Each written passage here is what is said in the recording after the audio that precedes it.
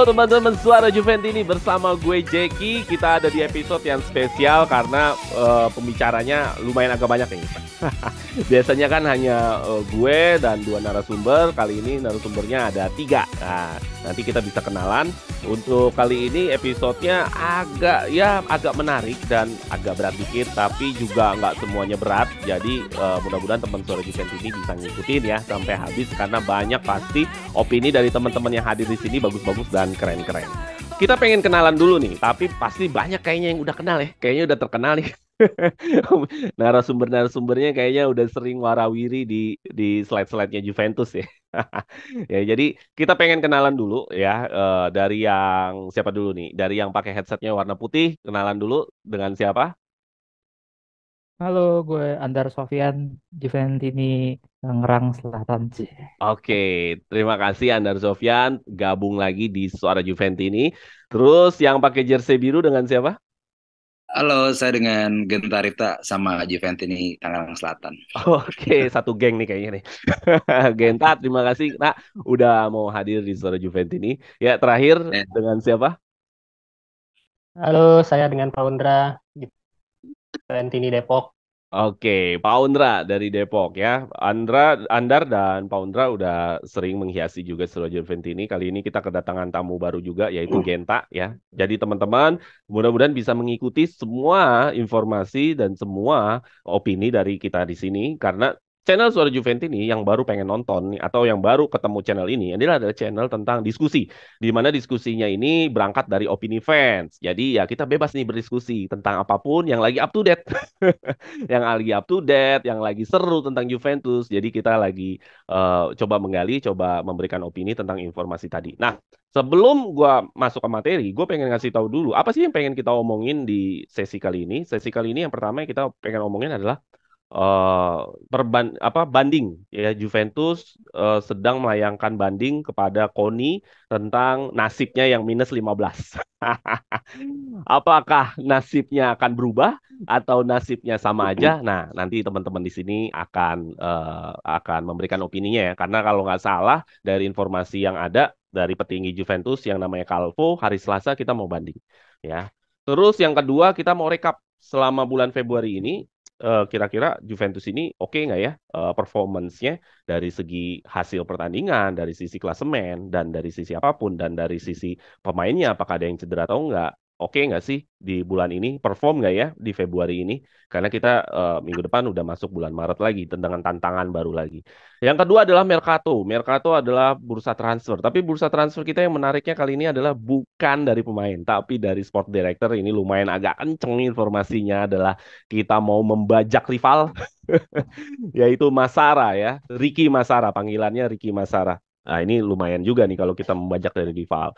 Nah, menurut teman-teman yang ada di sini gimana? Dan menurut teman-teman yang nonton Story Juventus ini gimana? Yang terakhir adalah siapakah pemain terbaik di bulan ini menurut versi teman-teman yang di sini dan menurut versi Suara Juventus ini. Siapakah pemain terbaik di bulan Februari? Oke. Jadi ready nih Andar, Genta dan Paundra? Oke, siap. Ready ya. Oke, kita langsung aja ke materi yang pertama. Materi pertama adalah Juventus mempersiapkan diri untuk appeal di CODI ya. Namanya adalah sebuah organisasi keolahragaan untuk banding olahraga di KONI untuk mempertanyakan atau meminta keadilan tentang minus 15 poin ya, yang kasusnya adalah plus Valenza. Mungkin banyak teman-teman yang masih belum ngeh kasus plus Valenza apa sih, adalah kasus capital gain atau modal yang waktu kita bursa transfer di mana itu ada kong kali kong lah di antara dua klub. Cuman masalahnya hanya Juventus yang menang 15 poin. Nah, Juventus hari Selasa akan ada hari Selasa di waktu setempatnya mereka akan ada banding. Nah, bagaimana nih persiapan Juventus untuk menghadapi minus 15? Apakah Juventus sudah siap atau Juventus sudah menurut kalian di sini setelah mencari-cari informasi seperti apa nih persiapan Juventus untuk bisa banding di hari Selasa nanti? Gimana menurut Andar dulu deh? Gimana Andar? well, menurut gue apa ya, Juventus cukup cukup mempersiapkan dengan cara yang menikmati sampai detik akhir gitu. Hmm. Ngelihat semua bukti-bukti yang muncul di sosial media, baik dari historical kayak kejadian-kejadian lama yang pernah kejadian di klub-klub sebelumnya, ada yang tahun 2008, 2018. Kemudian juga bukti-bukti ke keberpihakan eh, juri atau judge dan jaksa pada anti Juve. Sampai detik akhir semua bukti-bukti itu juga dibantu Juventini yang kayaknya Juventini merangkap netizen cari-cari Iya, iya. postingan-postingan lama para para jaksa ini, dikompilasi semua sampai detik akhir dengan tambahan pengacara yang cukup banyak, kayak 6 atau 5 pengacara gitu Juventus at the end. Sangat siap sih menghadapi banding ini, karena sebenarnya yang dihadapin juga bandingnya gampang gitu. Capital gain ini kan dari awal memang tidak ada dasar hukumnya. Ketika kita dihukum memang nggak ada base-nya apa gitu. Jadi kata-kata kuncinya kan kita dianggap melakukan sporting disloyalty. Alasannya kita itu em,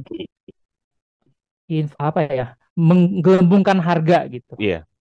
Nah, sedangkan em, namanya harga pemain itu kan nggak ada patokannya sama sekali, nggak ada misalnya umur lo 20 tahun berarti range harga lo tuh antara segini sampai segini. Nah, itu kan nggak ada, pemain bola tuh nggak ada. Talent tuh nggak bisa di value kayak gitu, dan hal ini juga diperkuat sama ada beberapa interviewnya Presiden FIGC, Gravina juga bilang gitu. Nggak ada sampai hari ini tuh, mereka nggak punya aturan yang bisa mengatur soal nilai pemain. Jadi menurut gue Juventus siap banget sih. Oke, berarti Juventus siap banget ya. Berarti Selasa ini adalah banding yang khusus plus Valenza ya. Berarti belum ke salary ya. Yang masa salary itu yang ada isu 20 poin itu belum ya? Belum, karena kan sidangnya belum. Belum. Oke, berarti ini memang hari Selasa banding yang plus Valenza aja ya. Mm-mm. Oke. Oke, thank you Andar. Kalau dari Poundra sendiri, apa dari informasi mengenai nanti kita akan minus 15 nih, kita mau banding nih. Ya, semua harapannya Juventus ini adalah 15 ini kembali lagi. Tapi dari Poundra sendiri, selama lo ikutin informasi ini, ada tambahan nggak dari Poundra? Ya, yang terakhir gue tahu itu kan Juventus baru menunjuk salah satu pengacara handal ya katanya ya. Gue lupa namanya siapa ya. Katanya baru ditunjuk dan ya tadi sebenarnya yang melanjutkan Mas Andar bilang tadi. Jadi kayaknya memang Juventus ini pede banget gitu. Bahkan tadi Mas Andar sebut ada 5-6 pengacara, berarti dengan kekuatan penuh gitu kan untuk bisa menang banding. Apalagi juga benar juga tadi disampaikan bahwa ya ini sebenarnya kasusnya tuh nggak terlalu susah sebenarnya gitu. Kita tuh bisa menang karena yang pertama memang nggak ada dasar hukumnya, dan yang kedua juga apa namanya, dari segi bukti-bukti yang dibawa sama si jaksa prosekutornya ya kan, kantor kejaksaan Turin ini kan juga bukti-buktinya katanya nemuin buku-bukunya si Paratici lah gitu kan, yang dibilangnya oke lo menggembungkan tapi menggembungkan dengan cara kong kali kong gitu kan, ini kita jual harga 60 juta aja deh, gimana menurut lo gitu kan, katanya kan begitu. Tapi ya ini yang sepertinya Juve tuh pede banget gitu, apalagi Juve juga selama kemarin juga kan mereka udah mengeluarkan laporan keuangan terbaru kan, sudah diaudit juga, sempat memang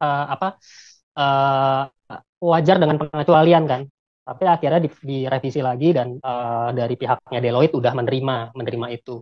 Jadi harusnya itu bisa menjadi bahan juga. Dan yang terakhir adalah ya ternyata pengakuan bukti-bukti baru bahwa jaksanya Turin ini juga jaksa penuntutnya juga ternyata ya sangat anti Juve gitu kan, bahkan bukan cuma satu orang, ini lebih dari satu orang gitu.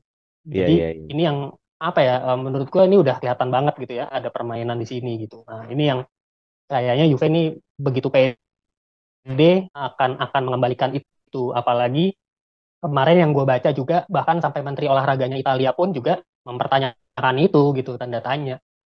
Kok bisa gitu ya ada seorang jaksa yang tidak objektif gitu, bener-bener yang dia ya ini bisa jadi konflik of interest kan, maksudnya lo bisa dengan gamblang lo bilang bahwa iya aku bisa gamblang bahwa iya saya fans Napoli gitu kan. Ini kan bener-bener, apalagi kalau nggak salah abis itu si jaksanya itu mundur kalau nggak salah kan, gitu kalau nggak salah nggak ikut banding, maksudnya besok dia nggak ikut terlibat dalam kasus banding ini gitu. Jadi ini kan udah semakin menandakan kita harusnya berada di atas angin ya gitu.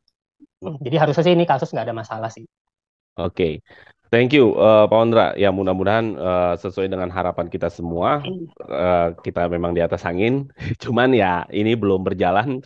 Nanti Iya. kita lihat aja waktu yang menjawab. Nah dari Genta sendiri ada satu informasi kah? Apa ada mau ditambahin tentang appeal kita ini ke KONI, salah satu komisi olahraga di sana untuk masalah-masalah kasus olahraga seperti ini? Tak ada yang mau lo tambahin? Iya. Malah justru gue kan nggak terlalu detail soal teknisnya gitu. Malah gue mau nanya, kalau besok itu setelah banding berapa lama keputusan kita akhirnya dapat pengurangan itu dihilangin atau itu berapa lama tuh?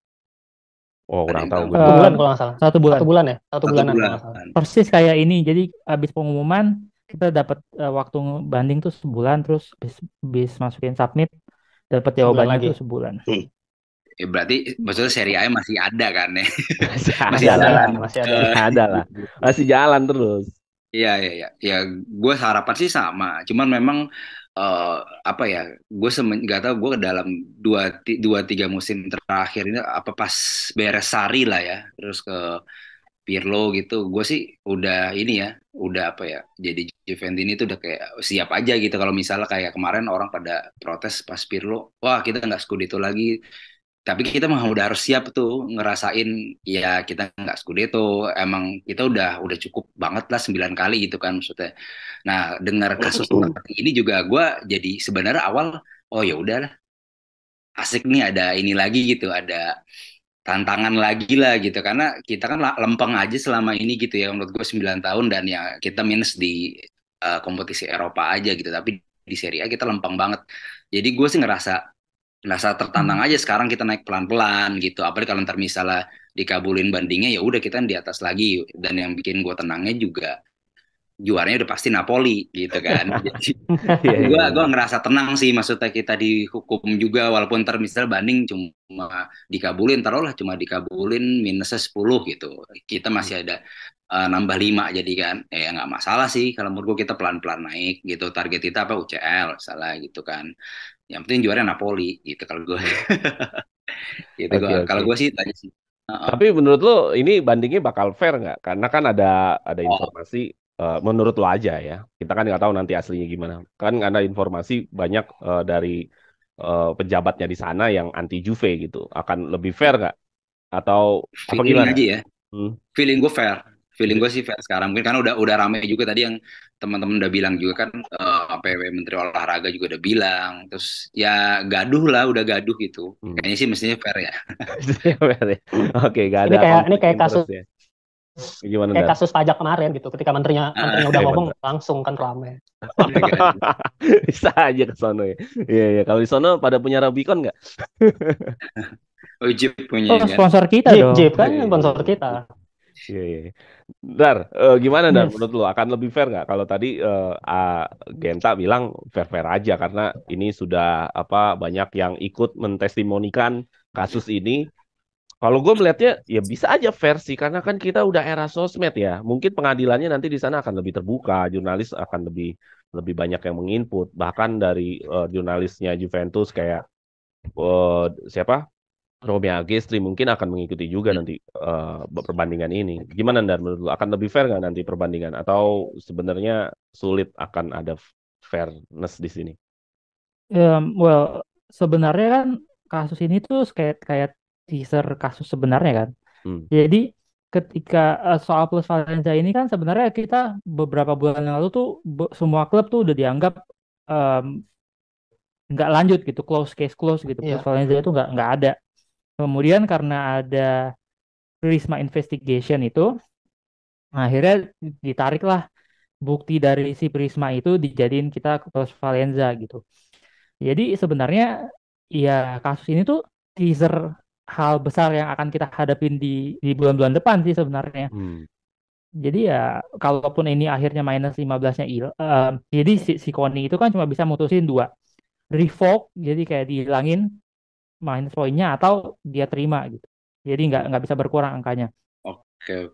Tapi kita masih ada kasus Prisma Investigation nih yang sebenarnya lebih seru lagi karena jadwal hearingnya itu tanggal 27 Maret batas terakhir pengumpulan bukti oleh jaksa yang sama si Cina itu ya, apa sih nyebut namanya tuh. Nah, itu tuh tanggal 10 Maret. Jadi Oke. sebenarnya ya mereka kayaknya udah move on juga dari soal Plus Valenza ini. Terus karena gue lihat FIGC Menteri ya Bapak udah bahas juga. Kayaknya aneh kalau kalau tetap diterusin.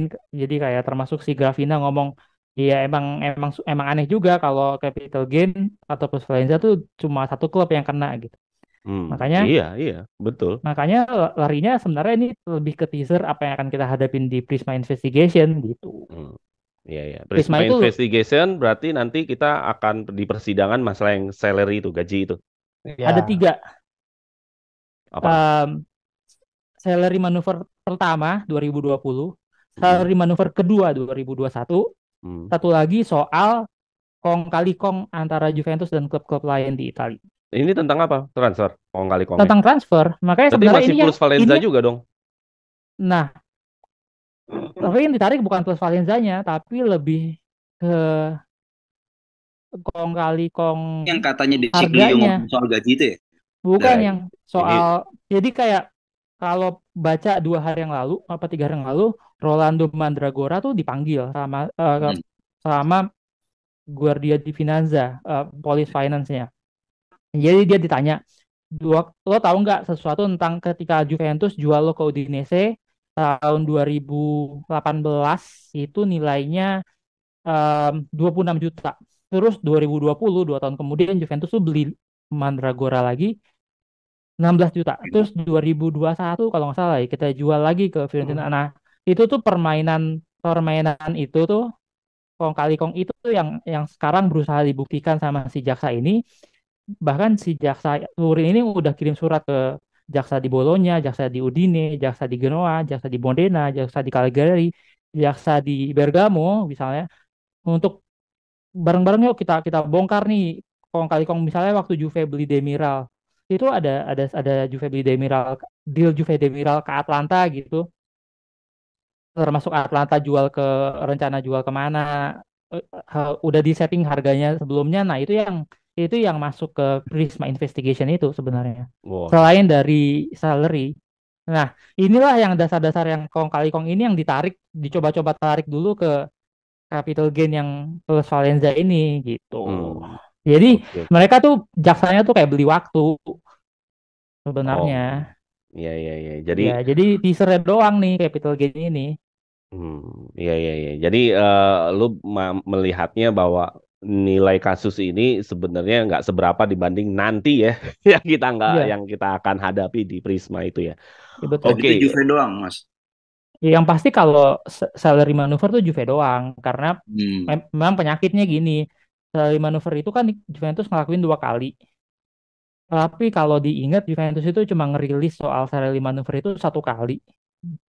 Dan as a public listed company itu ya apapun yang lo lakuin secara secara public company ya lo harus rilis. Jadi sebenarnya bisa kenanya di situ. Um, Bisa kenanya finance sih sebenarnya, itu it's a financial matters kan. Cuma kan kita nggak tahu apakah kemudian ditarik jadi sporting disloyalty lagi gitu. Hmm. ya, ya, ya, ya, ya. Ya, teman-teman tadi yang kata Mas Andar bilang bahwa ini sebenarnya kasusnya masih belum tergolong berat. Ya, jadi ada keoptimisan ya dibanding ini. Terus bakal ada lagi nanti kasus-kasus selanjutnya yang akan dipersidangkan. Cuman kita nggak menuju yang ke sana, tapi tadi udah dikasih prolognya sama Mas Iya, Andar. karena Mm, si hearing pertamanya itu jadwalnya 27 Maret, jadi kayak masih sebulan lagi lah, masih bakalan banyak kejadian sampai sidang ya, gitu. ya, kayak Hmm. menuju perbandingan ini aja kan kita akhirnya ketemu sama jaksa yang mengaku dirinya anti Juve.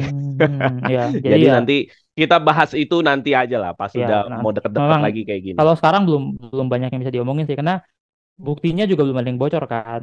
Iya, iya, iya. Bukti-bukti itu baru terkumpul tanggal 10 Maret. Setelah itu pasti ada bocor-bocor lah, bocor-bocor. Oke, jadi balik ke awal lagi tadi berarti pertanyaan gue adalah akan lebih fair di persidangan kali ini untuk capital gain ini untuk Menurut gue ya. akan lebih fair ya. Oke, Kalau misalkan gitu dari Pondra sendiri gimana, Ndra? Lu melihatnya akan lebih fair karena ya kita dapat satu informasi di berita-berita bahwa banyak pejabat setempat yang tidak independen, serasa tidak independen. Gimana? Gimana, Ndra? Ya, Tadi ya. menurut lo pejabat yang tidak independen tadi yang sudah menyatakan dia anti Juve, apakah akan lebih fair nanti dalam hasil keputusan Itu sih sidang? bukan masalah fair atau tidak, harusnya dia sih mundur ya. Karena itu kan Oh, udah jatuhnya ya nggak ya bias jadinya gitu. Jadi dia nggak ya udah nggak objektif. Harusnya secara gue nggak tahu sih aturan dan hukumnya gimana ya. Harusnya ya dia udah tidak terlibat lagi gitu. Orang dia sudah menyatakan fair-fairan bahwa dia anti Juve gitu kan, apalagi dia fans pendukung tim lain gitu. Jadi harusnya dia udah nggak terlibat lagi dalam kasus ini gitu. Cuman gue nggak tahu kenapa dia yang untuk yang kasus Risma ini ternyata si Cine juga masih terlibat dan masih sama. Nah, I don't know deh tuh.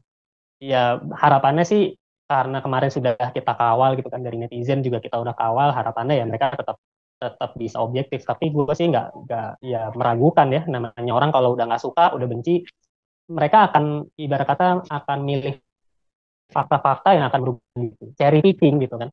Dia kan milih sebenarnya banyak fakta-fakta yang lain, tapi dia akan memilih satu atau dua fakta yang ini akan merugikan Juventus. Itu akan bisa terjadi seperti itu. Jadi ini sangat subjektif banget kalau dia udah bilang kita anti Juventus gitu. Harusnya dari pemerintah ya copot semua gitu. Ganti ganti ganti perangkap yang lebih jabatnya ya. netral harusnya iya gitu.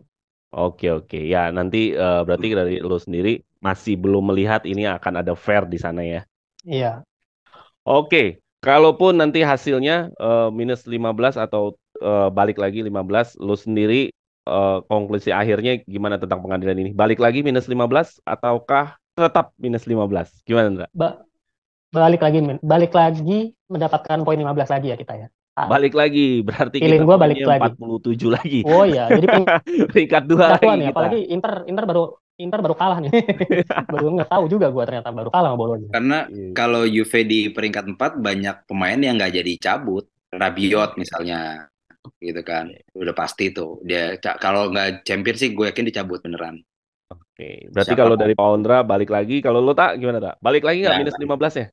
makanya tadi gue tanya kan, itu pengumuman kapan tuh? Kalau memang masih Ya, keburu kalau wasit yang main sebulan kan, lagi berarti Giornatanya tambahin aja lagi 4. Mungkin udah 28 Giornata lah, 29 iya Giornata lah. masuk lah. Ntar malah seru kan ceritanya kita nambah 15. Terus Tahu-tahu tim udah peringkat 2 aja. iya, Milan malah ketendangan. Nah, ini bikin heboh tuh. Tahu-tahu Bikin peringkat heboh. 2 lagi. Plus Iya. 15 kita poin nih, balik lagi poinnya. Cuma nanti kita dikurangin minus 20. Itu kayaknya skenarionya. Dari yang kasus Prisma. Iya, iya, iya, iya. Sebenarnya gitu. Oke, jadi dikasih Jadi makan dibalikin dulu. dulu nih poinnya 15, balikin ya. Lo kena poinnya yang satu lagi gitu. Iya, Iya. iya, iya. Ndar, gimana Ndar? Balik kan nih poin kita Ndar? Balik sih, maksudnya em, pasti harus balik dulu sih. Karena nggak terlalu aneh kalau misalnya Juventus kena 2 kali. Iya, iya, iya, iya. Seperti yang diomongin Pondra tadi ya. Kita balik dulu poinnya, ntar kita menghadapi lagi sidang Prisma tadi ya. Iya, dan ya repot juga sih kalau misalnya hampir nggak ada fakta-fakta yang memberatkan ya Hmm. dari Juventus untuk kemudian tidak tidak minus 15 itu di revoke gitu. Apalagi yang bicara tuh setahu gue selain Presiden FIGC ada wakil menteri Italia itu sama eh, kayak kayak PT LIB-nya sini loh, apa yang ngurusin Operatornya lah. direktur Serie A-nya ya juga Hmm. juga bilang kayak ini tuh bikin bikin masalah gitu buat mereka. Ya masalah utamanya kan soal duit ya. Si doesn't orang pada unsubscribe itu kan paling banyak pendukung Juventus itu buat operator liga kan PR kan. Mereka Iya, pendapatannya dari situ. kerugian. Jadi buat mereka konyol pasti gitu. Jadi gue rasa regardless juri-jurinya ataupun si pemutusnya yang anti Juve, ya mereka ujung-ujungnya akan banyak kena pressure dari yang government sih. Iya, iya, iya. Soalnya nyari juri netral pasti susah. Di Italia kan cuma ada dua, antara lo anti Juve sama pro Juve. Iya, iya, iya, iya. Benar, benar, benar, benar. Oke, jadi teman-teman di sini semua percaya diri ya bahwa kita akan melewati banding ini atau sidang ini dengan hasil yang memuaskan. Ya, nanti kita lihat aja realisasinya seperti apa. Mudah-mudahan sesuai dengan harapan kita semua. Oke?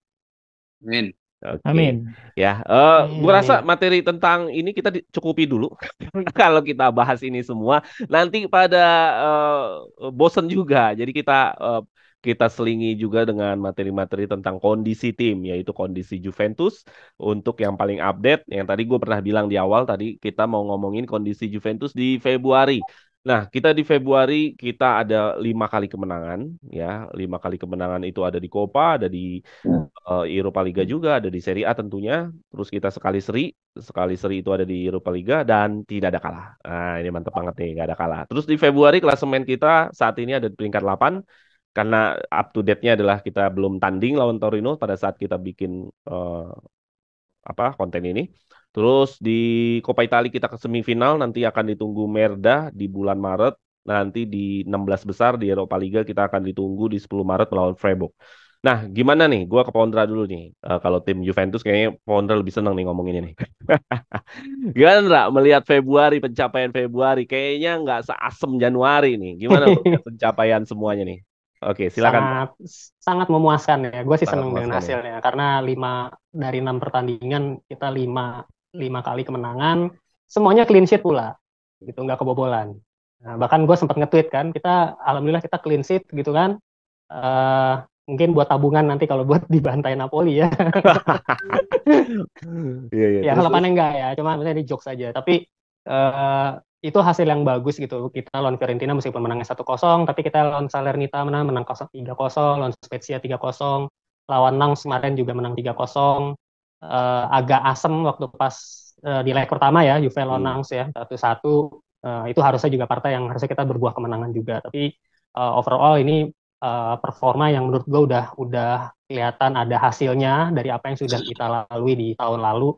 Kerangka timnya juga sudah bekerja dengan baik. Ya dengan cara bermain yang masih seperti itu, menurut gue selama masih bisa menjanjikan kemenangan dengan risiko tinggi seperti itu, tapi menurut gue ya ternyata it works ya, udah berhasil. Dan kalau kita tidak dipotong 15 poin, kita ada di peringkat.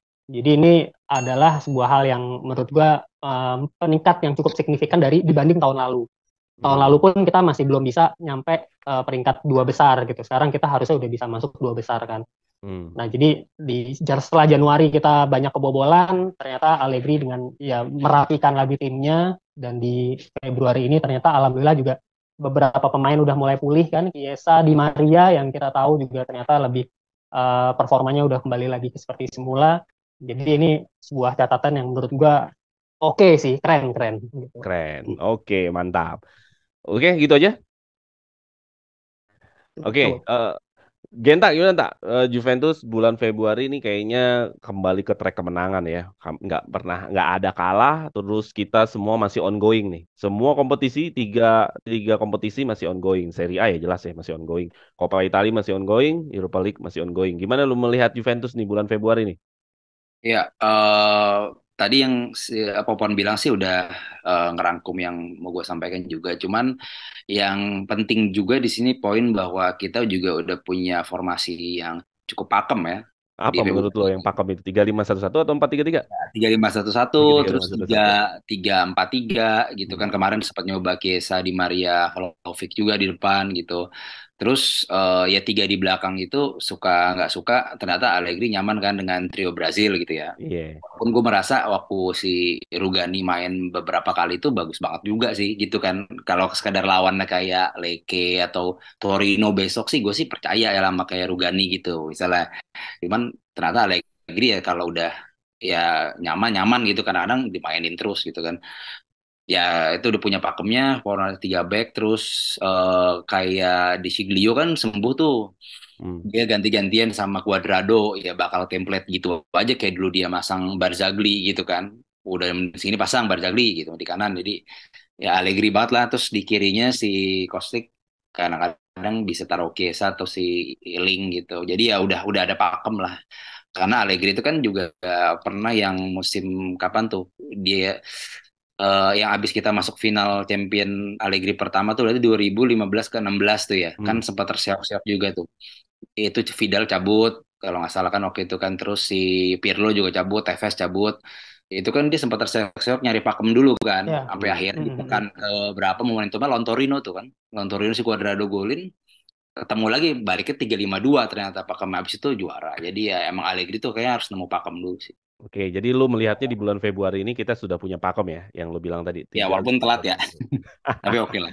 Tapi oke lah ya. Jadi overall di bulan Februari ini, oke, Oke, oke. oke. Lanjut bisa lah. Final lah. Yoi. Oke, Nar, gimana Nar? Semua masih ongoing, nggak ada kompetisi yang kita sudah gagal, dan bahkan kita itu di Serie A nggak ada kebobolan. Gimana Nar? Lu melihat Juventus di bulan Februari ini? Iya sebenarnya Allegri itu musuhnya emang cuma cedera ya. Ketika bulan Februari eh, Locatelli, Vlahovic, Chiesa, Di Maria dalam kondisi fit yang at the fittest gitu, rasanya memang tidak ada lawan buat Juventus gitu.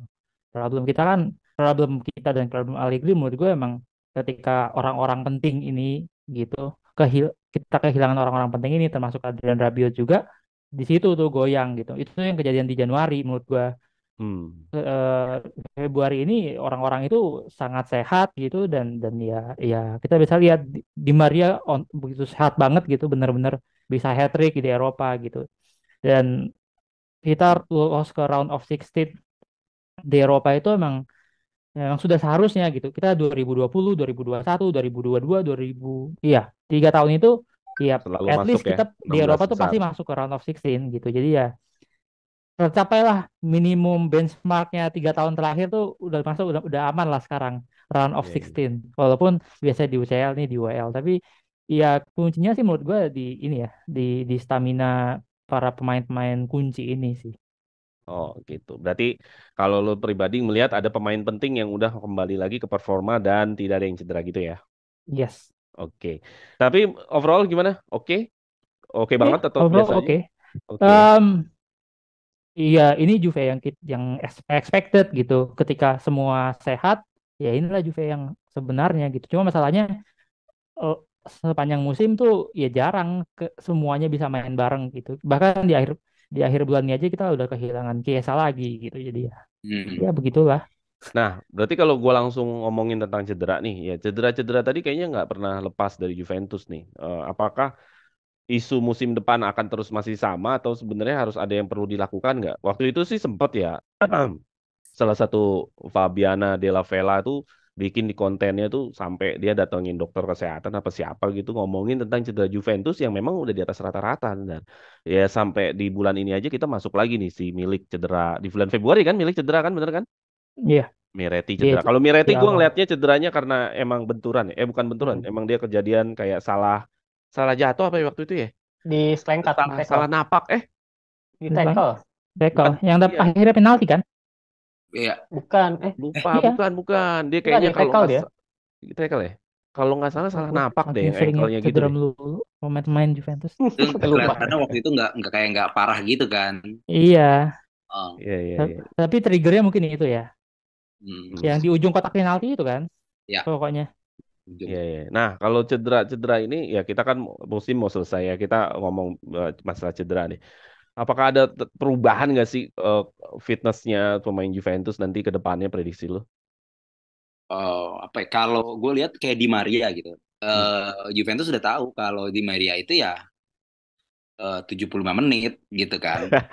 Jangan jangan coba-coba masang dia di atas itu karena akan berakibat dia gak bisa main next match-nya gitu. Hmm. Termasuk ntar Pogba. Gimana kita tunggu aja nih formula apa yang dipakai Juve buat mainin Pogba gitu. Iya, iya, iya. Kayaknya udah mulai dapet sih ini mestinya feeling gitu. Oke, oke. Jadi ada masalah menit bermain juga ya. Iya. Oke. Kalau dari Pondra ada nggak Ndra, masalah cedera-cedera ini Ndra? Tambahan. Ya ini sih problem utama kita ya. Udah dari beberapa musim terakhir Hmm. kena mulu gitu. Udah gitu kita juga selalu dapat Kayaknya pemain paling yang parah musim ini, Ndra. Paling parah musim ini. iya iya Paling parah. ya. Sampai sekelas Bremer yang nggak pernah cedera di Torino aja bisa cedera gitu di Juventus gitu. Aneh banget kan, sampai 2 kali lagi. Meskipun ya cederanya nggak parah ya, hilang 3 4 match, tapi kan lumayan kan. Hmm. Jadi di satu sisi menurut gue memang ada problem di masalah fitness Iya ya, masalah dokter fitnessnya mungkin ada masalah, ya kinerjanya kurang maksimal lah. Di satu sisi juga kita juga merekrut pemain-pemain yang memang injury prone-nya juga tinggi gitu.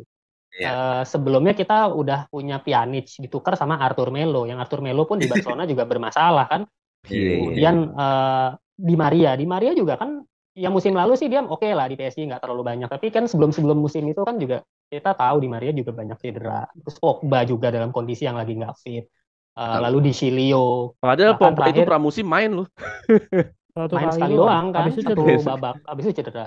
lawan Jadi gue Sivas. ngeliatnya kayak nggak belajar dari pengalaman gitu. Malah kita ngerekrut pemain-pemain yang malah ya punya injury prone yang tinggi. Gitu. Alhamdulillah saat ini yang injury prone yang nggak terlalu tinggi tuh Locatelli ya sama Rabiot yang Oh, ternyata Rabiot alhamdulillah dia dong. masih masih Rabiot. masih fit terus Rabiot nggak gitu. pernah cedera, gila. Hampir nggak pernah cedera gitu. Even Vlahovic aja juga berapa kali kan cedera Oh gitu. iya, Padahal betul.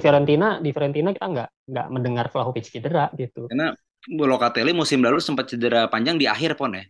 Apa di awal ya? Sorry gue Oh lupa. iya ya di akhir Di akhir Di ya. akhir. di akhir. Bareng sama Vlahovic juga cedera akhir musim. Rabiot, makanya kan Allegri nih sama Rabiot nih cinta bener Jadi kayaknya. andalan banget nih, andalan Andalan banget. bener. Gokil sih. Gitu. Malah bilang ada gokil, isu mau World Cup Kante ya. yang direkrut. Nah, kan Kante kan juga habis cedera juga. Oh iya benar. Ada Gitu. Kante Yang yang direkrut direkrut. malah pemain-pemain yang bekas cedera, Ramsey lah, Aaron Ramsey gitu kan. Karena gratis, Dra. Ya, tapi kan tetap harus Gaji dilihat gede. juga. Iya. Gue nggak ngerti deh sama strategi gratis itu tuh. Ya memang di satu sisi nggak perlu keluarin uang, tapi satu sisi ya lu harus terima resiko-resikonya. Ya, konsekuensinya begitu. Oke, kita sudahi tentang materi ini cedera dan overall kita di sini semua dibilang bagus. Ya gue sama juga membilang ini, waduh, orang lebih sama dengan kalian ya. Ini perfect ya untuk Serie A, apalagi kita nggak kebobolan, Coppa Italia nggak kebobolan. Itu kan menandakan Juve kembali lagi di pertahanan terbaiknya. Padahal di sebelum lawan Napoli, Juventus lagi dinaik-naikin tuh namanya hanya kebobolan 7 gol. 8 pertandingan. Iya. Clean sheet, 8 pertandingan clean sheet. Habis itu langsung dibantai Napoli kayaknya. Langsung. Iya, jadi ya jadi menurut gue overall kita bagus di Februari. Mudah-mudahan Maret kita mengulangi lagi performa seperti ini. Amin. Amin. Oke, kita langsung di Mercato. Mercato ini kita justru yang agak seru di bulan Februari ini bukan tentang pemain, karena pemain semuanya masih inilah ya, masih isu-isu warung kopi lah, belum menjurus ke deal. Tapi yang sport director ini nih yang khusus nanti Mercato, justru kita mau ngebajak rival nih, yaitu Frederick Massara atau dipanggilnya Ricky Massara. Sekilas gue melihat Massara ini sukses dalam artian gini, dia udah membawa Scudetto-nya Milan ya, di mana Milan ini skuadnya lebih murah dari Juventus dari sisi pembelian transfernya di saat mendatangi mereka, dari sisi gaji juga lebih murah dari Juventus, tapi mereka berhasil mencapai Scudetto ya, dan mereka mendapatkan bintang-bintang yang sekarang udah kelasnya naik seperti Rafael Leao, seperti siapa lagi? Ibrahim Diaz. Ibrahim Diaz udah bintang kali ya. Apa tercetak ya, terus on ada the way. Theo Hernandez, ada satu lagi pemain Milan yang itu di eranya Massara dan Maldini yang dulu dia pemain amatiran Mesias ya. Benar ya, Mesias ya. Dia pemain amatiran, terus dia menjadi pemain pro yang hanya dalam hitungan, ya kayak Vardy lah, Vardy di Leicester yang dulu dia kuli, tiba-tiba jadi pemain pro. Nah, melihat portofolio dari kerjaannya si Massara itu, mereka sudah berhasil Scudetto, banyak pemain-pemain yang naik kelas. Apakah pantas Juventus merekrut seorang sport director yang namanya Massara ini? Gimana ya menurut Andar deh? Gimana, Dar? Apakah lo punya calon lain kalau ngomongin sport director? Iya, gue rasa apa yang dicari Juventus tuh salah satunya familiarity ya. Ricky Massara ini kan orang yang waktu main youth-nya di Torino, kelahiran Turin gitu ya. Jadi kayaknya dia harusnya kenal Juventus dan kenal Turin gitu dianggap.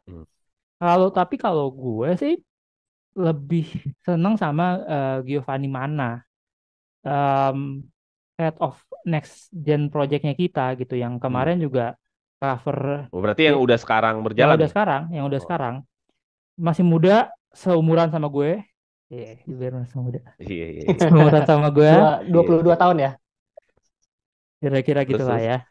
Seumuran sama gue, masih muda, Terus dia udah terbukti juga berhasil ngebentuk atau merekrut pemain-pemain terbaik yang sekarang kita lihat ada di next gen gitu, yang cuma dalam waktu berapa musim selalu selalu bisa masuk ke playoff menuju seri B, kemudian bahkan udah pernah juara Coppa Italia Serie C, musim ini juga masuk final Coppa Italia Serie C gitu.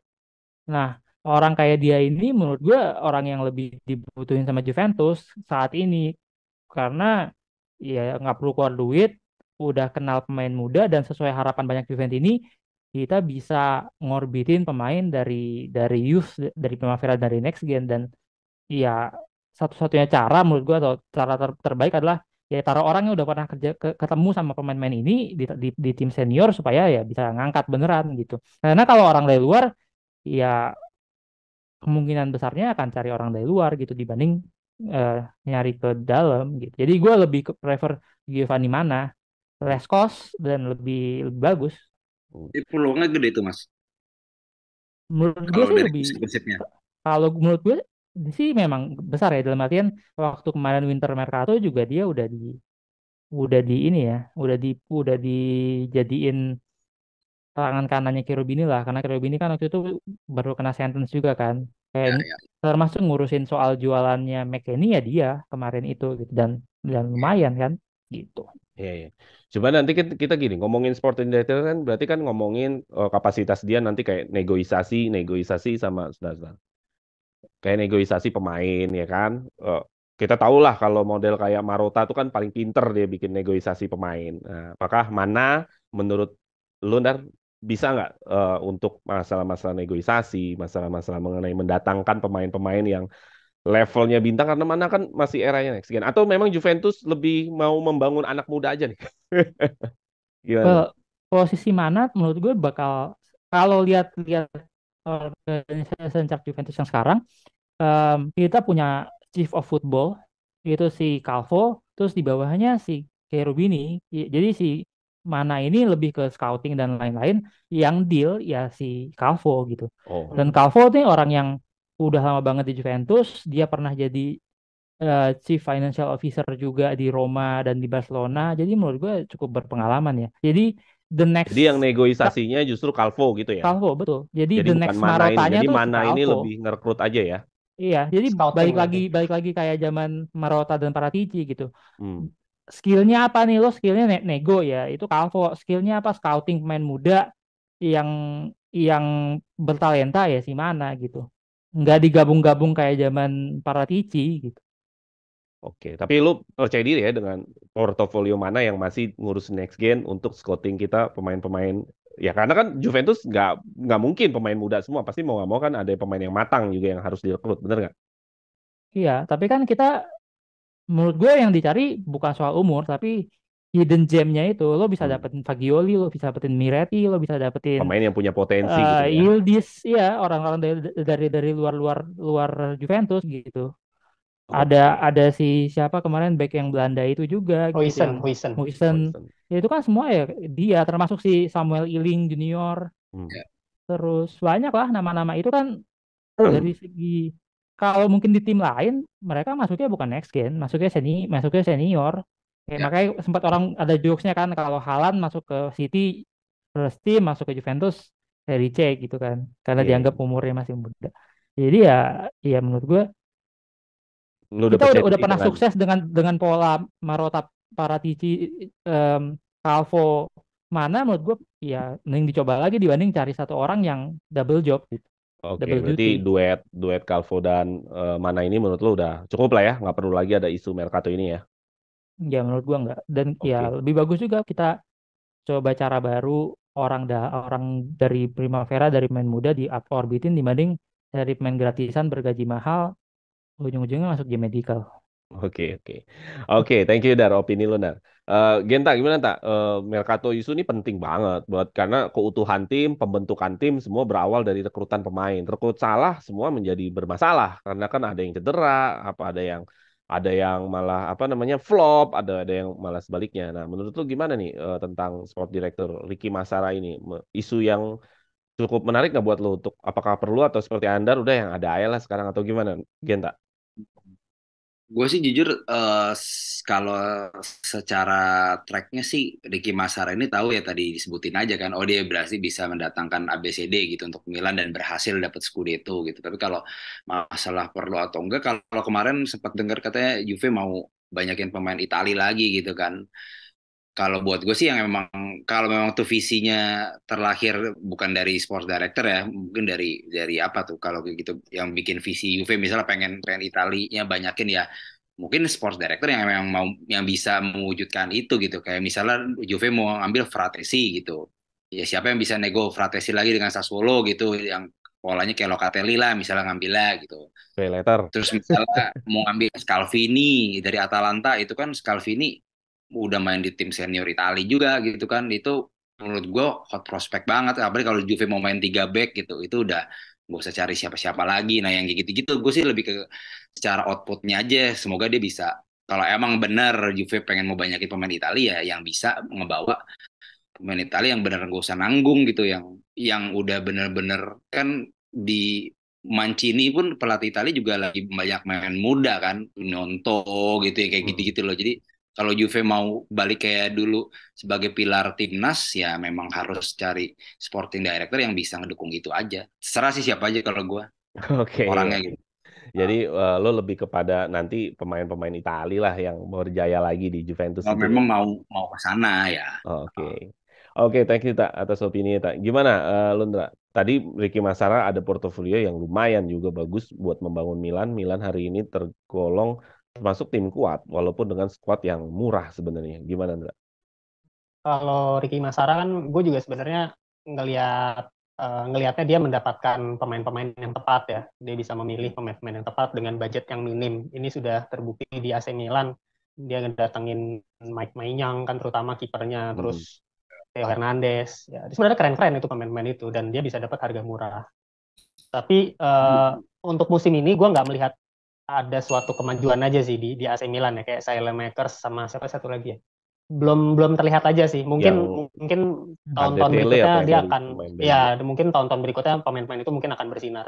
Dan sekarang pun Milan juga posisinya agak menurun juga. Jadi gue jadi kayak ngelihatnya kayak apa cuman kebetulan aja ya gitu. Hmm. Tapi gue nggak tahu nih, gue juga kan bukan fans Milan ya. Kita bukan fans Milan, jadi kita nggak terlalu ngikutin. Tapi yang kita lihat di mata apa kebetulan aja ya Milan minggu apa sebelumnya bisa juara ya pas dalam semesta mendukung gitu.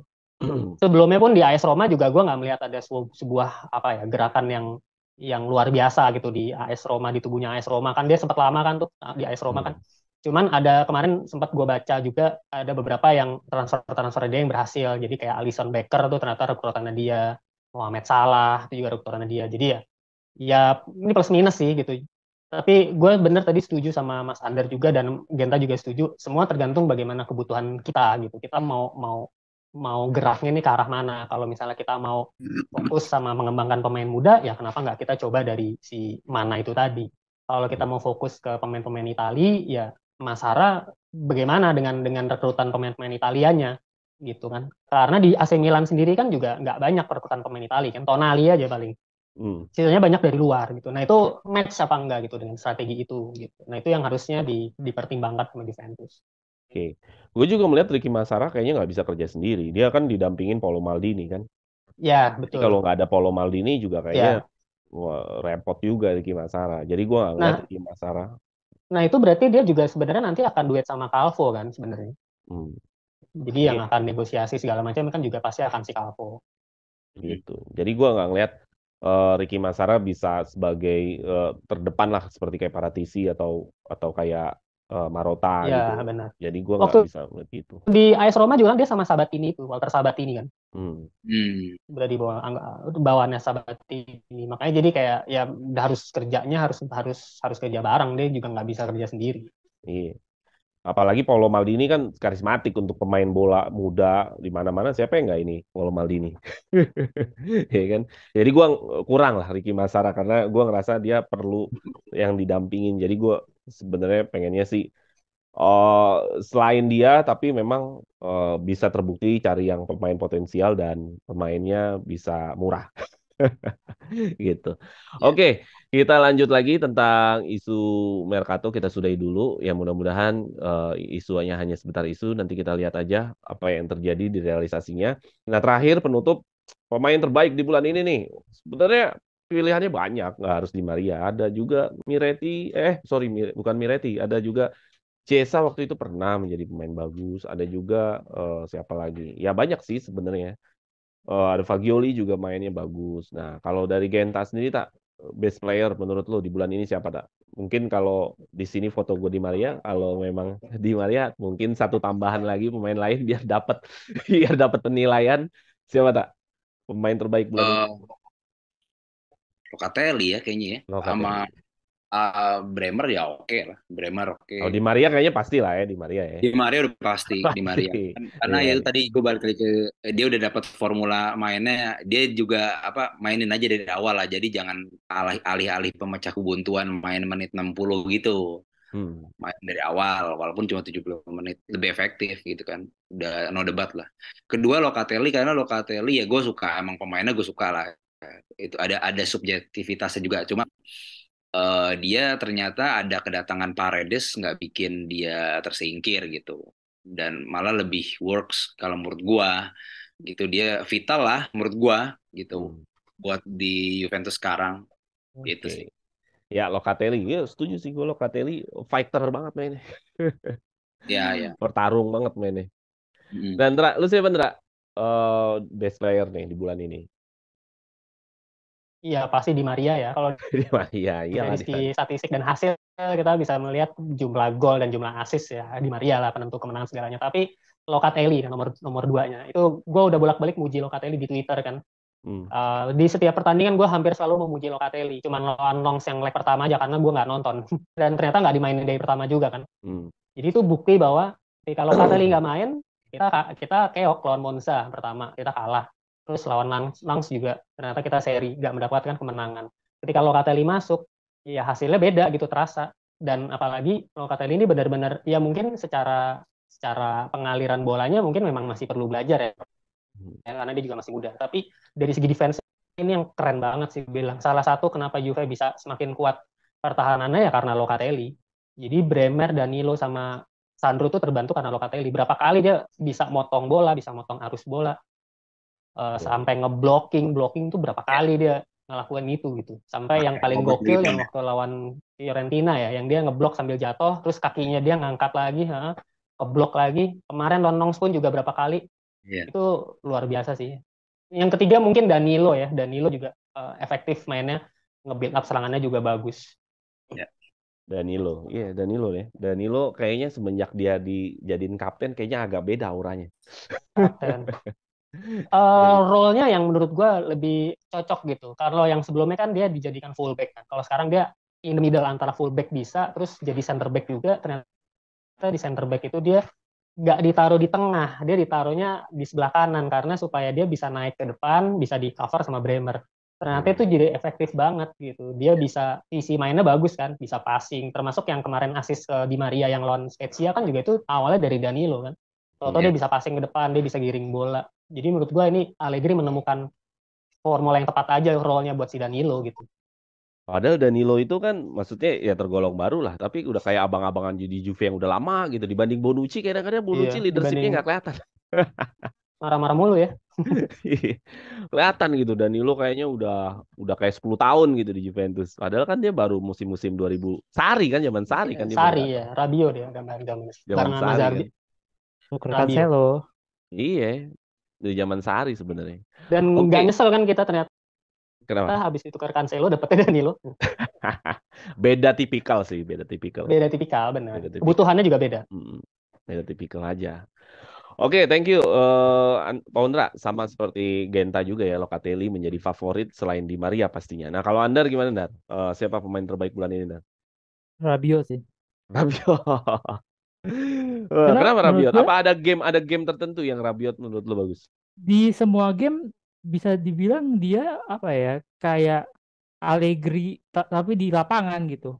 Kotaknya Allegri tuh ditaruh ke dia gitu. Jadi dia tuh benar-benar bisa, menurut gue beberapa scene dia bisa jadi striker bayangan, ngebantu gol-gol striker gitu, mengacaukan pertahanan lawan dengan kemunculannya yang tiba-tiba ada di mana-mana gitu. Menurut gue lebih benar-benar kayak engine-nya Juventus di Februari sih. Nggak kenal lelah, nggak kenal cedera, dan ya benar-benar bisa apa ya, nerapin apa yang Allegri mau gitu kayaknya. Nggak bener-bener nggak bingung, nggak apa, pokoknya dia tahu apa yang harus dilakuin. Kadang-kadang penonton suka bingung ngapain sih dia, tapi ya dia di depan misalnya jadi striker bayangan, jadi pemantul, apalagi dengan tinggi badannya dan lain-lain. Menurut gue eh, faktor kesuksesan Februari salah satunya di Rabiot.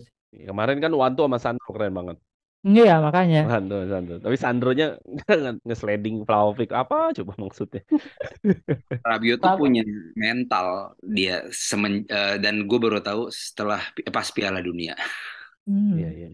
Jadi menurut gue benar sih yang terbaik di Februari Rabiot sih, itu kayak kepingan puzzle yang bikin Februari jadi ciamik. Oke, selain Di Maria Energi. pastinya ya. Iya. Kalau Di Maria kayaknya kita udah setuju semua ya. Iya, apapun yang terjadi dengan Di Maria tuh tetap ada kontribusinya. Betul.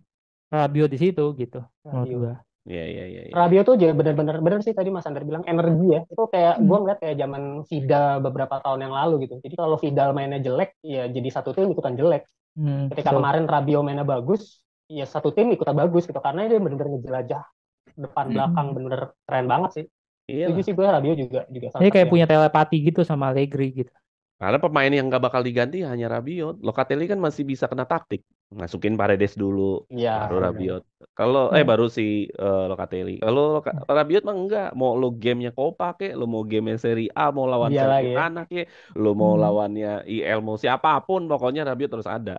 Lagi pula kan ya akhirnya Rabiot ketemu juga gitu kan, apa ya, formula yang cocok di Juve-nya paling mending di saat ini gitu. Iya, gue yang terbaik. Sarri kurang, di Pirlo agak mendingan, di Allegri ini paling bagus dari 3 musim dia gitu. Allegri di musim yang kedua, musim lalu juga kurang. Ya, Allegri musim kedua, sorry. Musim yang ini, Allegri musim yang ini. Musim lalu cukup memorable lah Rabiot sebenarnya. Waktu zaman Pirlo kan yang ngangkat namanya McKennie. Iya benar. McKennie gol volley lawan Barcelona, gue inget banget, keren banget golnya. Gitu. Tapi sayangnya McKennie malah yang tereliminasi duluan nih. Semua pemain tengah Juventus McKennie duluan tereliminasi. Dia main nggak ya di Leeds ya? Maksudnya main sih. Main. Cuma kan bakal balik lagi ya. Ya mudah-mudahan bagus mainnya di sana, jadi ditebus. Soalnya kan yang rekrut dia udah dipecat. Pelatihnya US itu mau bikin US connection. Ya sadly-nya adalah 2 dari 3 pemain yang kita omongin musim depan habis kontraknya gitu. Ya Locatelli masih panjang lah. Di Maria sama Rabiot. Oh, Di Maria sama Tapi Di Maria kan lagi mau dibicarain mau perpanjang kan? Gua rasa kalau Di Maria dapat trofi musim ini mau diperpanjang. Kalau kita main di Eropa, kalau kita main lokalan kayak dia nggak bakal mau deh. Mau juga diperpanjang. Ya kan ntar Piala Super Eropa lawan Bayern. Super Eropa berarti menang dong Liga Eropa ya. Lawan Bayern, Di Maria harus main Bayern. Madrid. Iya. Liga Eropa masih panjang, masih berapa game lagi? Habis Freiburg 8 besar, habis 8 besar baru semifinal ya, masih panjang sebenarnya sih. Itu belum ketemu rajanya lagi kan, Sevilla. Masih panjang. Ya paling baru agak gemeteran Juve-nya di semifinal lah. Mungkin semifinal. Pokoknya kalau kita musim ini bisa ngelewatin round of 16, ya pecah kesialan 3 musim berturut-turut nggak lolos. Dari zaman Sarri ya. Iya, nggak pernah lolos round of 16. Kalau ini sampai lewat nih Freiburg, aman lah mudah-mudahan. Harus pecah sial dulu. Gue yakin sampai semifinal sih, yakin aja Juventus di Liga Eropa mah sampai semifinal mah yakin gue. Cuman ya nggak tahu nih nanti semifinal lawannya siapa nih. Soalnya kan, ya Ferencvaros. Ya Ferencvaros sama Pirlo jadi bantai lah. Gue tuh punya kekhawatiran yang kayak gitu-gitu, kayak kemarin kita lagi bagus-bagusnya karena kasus. Iya. Kan juga kayak gitu kan. Lagi bagus-bagusnya ngejar Napoli, ada harapan kasus langsung jeblok Januarinya. Iya. Itu aja sih sebenarnya. Padahal kasusnya itu kan setelah habis Napoli, Ndar. Tapi kan kita udah dapat bocoran kalau di sana Dapat pasti bocoran ya. udah ada. Setelah habis Napoli sebenarnya itu kita dapat kasusnya akhir-akhir Januari lah. Kan Napoli kan kita awal-awal Januari Awal kan. bro. Kalau Awal Napoli itu Januari 13 Tahu apa? gua tuh poin kita dikurangin setelah habis Napoli. Iya, tapi Napoli itu last game-nya Andrea Agnelli. Dia udah keluar, udah udah keluar kasus, kan oke. Hmm. udah ada Betul. kasus. Itu last game-nya dia. Ya, kalau Agnelli-nya cabut iya, cuman kalau 15 poinnya setelah ya pastilah di internal Udah mungkin dengar-dengar mereka lah. udah tahu duluan. Ya alasannya dia Udah cabut kan dengar-dengar. salah satunya ya karena kasus. Ya pasti di internal memang udah pasti tahu duluan lah. Iya. 13 Kalau di Januari. kitanya kan belum ada yang tahu waktu nonton Napoli kan masih normal aja kalau kita Ya masih tapi kan report. pemainnya tahu, makanya kan udah kena mental duluan. Kan terbukti Januari kena mental banget. Hmm. Iya iya iya Semua 5-1. postingan pemain aja semua pada kayak United gitulah. Jadi udah ada clue-clue Nah itu juga kan sebenarnya. sebenarnya. Hmm. Iya, udah ada clue-clue juga. Ya bondingnya jadi bagus sih. Bondingnya Iya, in a way ya. Ya bondingnya jadi untungnya bagus. untungnya Juventus taruh satu orang yang jadi jubir ya, Calvo, orang yang dari tahun 2010 awal 2012 14 udah di Juventus, jadi ngerti Juve lah. Bukan orang baru-baru banget kan, semua manajemen semua baru kecuali Calvo kan. Hmm. Hmm. Jadi it's the right choice juga sih. Jadi dia tahu mesti ngomong apa dan lain-lain. Ya alhamdulillah jadi pemain juga assure kan. Oh ini orang lama nih gitu. Oke oke Bukan oke. orang yang nggak kenal Juventus gitu sih. Iya iya iya. Ya mudah-mudahan lah nanti kita lihat lagi di bulan Maret ya tinggal beberapa hari lagi kita udah di bulan Maret. Di bulan Maret lumayan agak ini loh, lumayan agak strong juga loh. Ada 16 besar Eropa, ada lawan Merda di Serie A. Lawan Roma, ya lawan Roma. Roma juga lagi peringkat 3. Peringkat 3. Roma lagi peringkat 3. Jadi agak lumayan juga nih di bulan Tapi Maret. kan picknya tim Allegri itu di Maret. Selalu dia bilang. Iya ya. Semifinal Copa kapan? Masalahnya April masalahnya kita semifinal Copa April. ini masalah banding dan yang kasus Risma tadi kan di Maret juga. Itu kan akhir Itu Maret. masalahnya. Akhir Maret. Nah, jadi di Iya Maret akhir. lumayan gamenya agak sulit, lumayan agak sulit. Ada Roma sebelum lawan Freiburg, habis lawan Freiburg langsung ada Merda, mantep deh tuh jadwalnya deh tuh. Cuma ya Hah? cuma Maret tuh banyak gangguan pasti. Kayak kemarin Dybala udah diperiksa. Kayak tanggal 21. Kan kita ada 17 pemain tuh yang tanda tangan salary Gaji. maneuver. Ah, Berarti kan 16-nya tuh tinggal tunggu giliran aja bulan Maret dipanggil satu-satu. Itu yang bakal ganggu. Karena sebagian besar masih di Juventus sih. Iya, iya, iya. Ya mudah-mudahan kita Maret juga masih bisa ngelewatin lah karena tadi jadwalnya agak keras ya karena tim-tim yang dilawat juga nggak tim-tim lemah. Jadi ya mudah-mudahan sama juga nih hasilnya seperti Februari ya. Kita tanpa Iya. kekalahan. Di Februari kita cakep banget loh tanpa kekalahan, bayangin. pastinya Tanpa lah. kekalahan. Meneruskan Iya. makanya sebenarnya kan Desember kayak gitu. Sorry. November kayak gitu. Januari kan karena diganggu aja. Februari kita balik lagi tanpa clean Iya, sheet iya. lagi tanpa kalah. Oke, kita lihat aja di bulan Maret nanti. Oke, gitu aja kali ya. Oke. Untuk materinya kayaknya kita panjang juga ngomong. Nggak habis-habis kalau ngomongin Juventus. Bisa 3 jam nih sebenarnya. Jadi gitu aja ya. Andar, Genta, dan Paundra, terima kasih atas waktunya. Terima kasih atas ketersediaannya untuk memberikan opini. Teman-teman Suara Juventus, sekali lagi, itu tadi opini-opini kita tentang yang update dari berita-berita Juventus. Terutama di awal tadi kita udah cerita tentang persiapan banding. Teman-teman di sini semua percaya diri bahwa banding akan fair play, bahwa banding akan mengembalikan lagi kita 15 poin untuk siap-siap di pengadilan berikutnya. Terus juga tadi kita udah lihat bulan Februari adalah salah satu bulan terbaiknya Juventus. Kita tanpa kekalahan. Terus kita tadi Mercato kayaknya lebih mending pakai yang ada dulu atau selain Masara lah gitu. Terus juga terakhir adalah teman-teman di sini melihat selain Di Maria yang memang the best of player di bulan ini, ada juga tadi bilang Locatelli atau Rabiot ya, itu salah satu dua pemain yang mendapatkan sorotan atau nilai A+ dari para Juventini, terutama yang ada di sini. Ya itu aja teman-teman ya, nggak banyak yang kita bisa sampaikan, tapi udah banyak sih sebenarnya. Ya, jangan lupa subscribe dan share dan ajak semua teman-teman Juventini untuk ikutan sharing, untuk ikutan diskusi. Kita di sini opininya bebas karena kita adalah fans untuk ngomongin klub kesayangan kita, Juventus. Itu aja. Terima kasih sekali lagi Genta ya. Terima kasih lagi sekali lagi Pondra, thank you. Terima Ya. kasih sekali lagi Andar. Oke, itu aja dari gue, Jackie yang membawa acara ini. Vino Alavine, Forza Forza Juventus. Forza Juve. Juve.